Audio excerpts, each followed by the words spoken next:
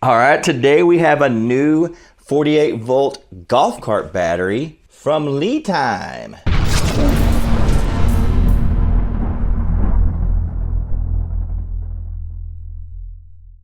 All right, check it out, guys. We have a metal cased 48 volt lithium iron phosphate golf cart battery. And over here on the side, we've got our positive terminal, we've got our negative terminal. We've got some communication ports. Looks like we've got RS-45 and CAN, and then we've got CAN. On-off button and a vent. And we've got screws all the way around the lid here. Let's jump right in and try to get this thing opened up.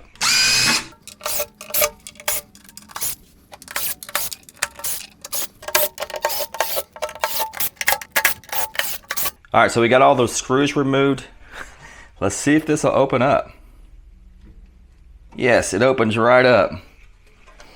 All right. Look at that.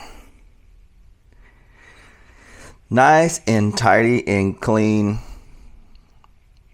Just like we come to expect from the inside of a Lithium battery. We've got a very large Lithium branded BMS here. We've got 1, 2, 3, 4. Looks like, I think it's 8 gauge silicone jacketed 200 Celsius wire from the BMS, and then from the BMS to the battery terminal the same. And on the positive side, there's a double something in there. I can't tell exactly. Maybe a double 6. And we do have prismatic cells. They appear to be on their sides. They do have isolation material in between each cell. That is great. They are inside of these metal retainers.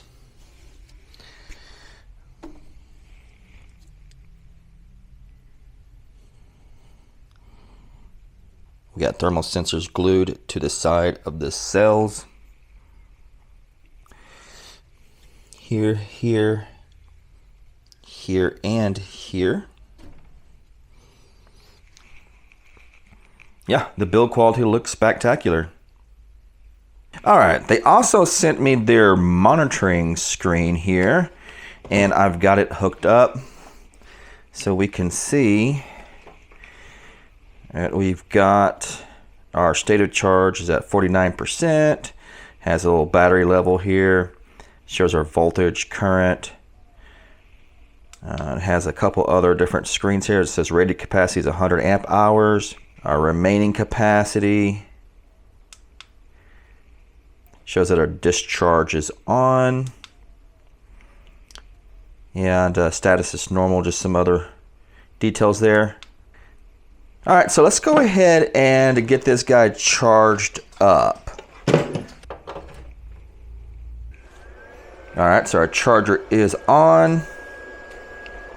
We are showing we've got about 10 amps going in. A little over 500 watts. So I'll let that just charge all the way up and I'll be back. All right, we are 100% charged now, as you can see on our little battery display. And I've got my shunt and an inverter hooked up, so we're gonna do a capacity test. I've got my shunt set up as 100 amp hours, so if we drain out all 100 amp hours, we have passed the capacity test. So let's go ahead and turn on our inverter.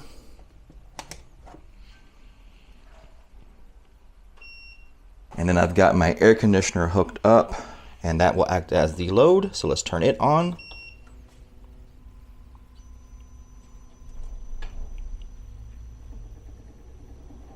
And we are starting to draw power. We have over 150 watts now. A little over 300 now. Looks like we're over a little over 500 watts there.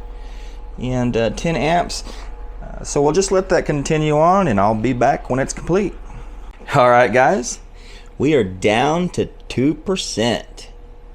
My shunt says we got about 2.9 amp hours left to go, and we are still going, obviously. Now, a lot of people are interested in how long this is running. This particular test has been running for, I believe, over 25 hours. And I know that sounds pretty spectacular, but it's not hot. It's not hot today or yesterday. It's in the low 70s. I think it was yesterday as well. And then overnight it was in the 60s.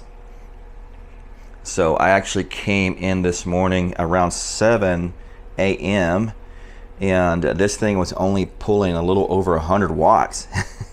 It was just, not very hot. I actually ended up, when I went to work, I came back for lunch and it was still going.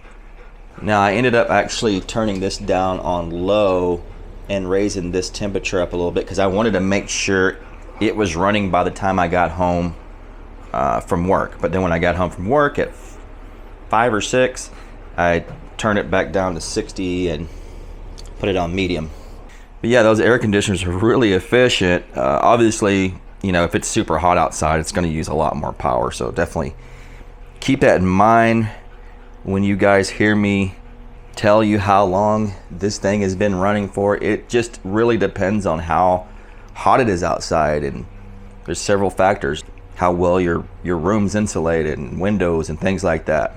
Anyways, we'll just let this continue on and I'll be back. Okay, so we're showing 0. However, we do still have 0.9 amp hours still counting down here. So a little less than an amp hour to go before we hit a full 100 amp hours. Okay, we have just 0.5 amp hours left to go. Our voltage is 43.2. I'm not sure what this is set to because these will cut out at a certain low voltage level. I'm not exactly sure where this one's going to stop at. Hopefully it'll let us keep going.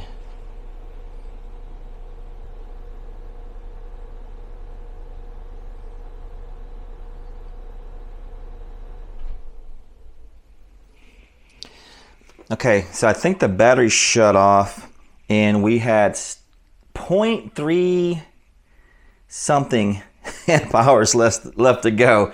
So we got like 99.7 something amp hours. And as you can see on their display, it says we went under voltage. All right, so I turned the battery back on, and so we can see our display of the shunt is saying 0.378 amp hours. So that was what was left to go. So what I did is I hooked up my little load tester here, and I want to see if we can just eke out that small little amount that's left to go. So let's go ahead and just turn this guy on and see if we can get there. Yeah, so we're like pulling like 44.9 watts.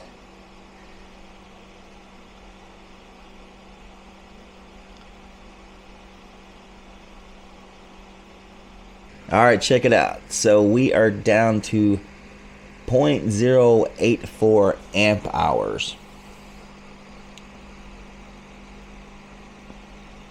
We might be able to eke this out.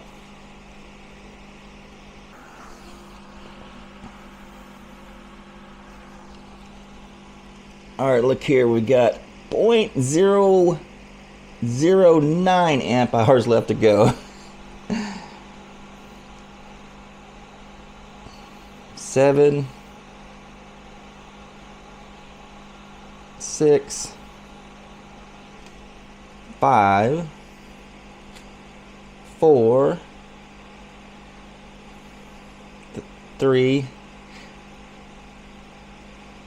2, 1, 0. Okay, so we have eked out the full 100 amp hours.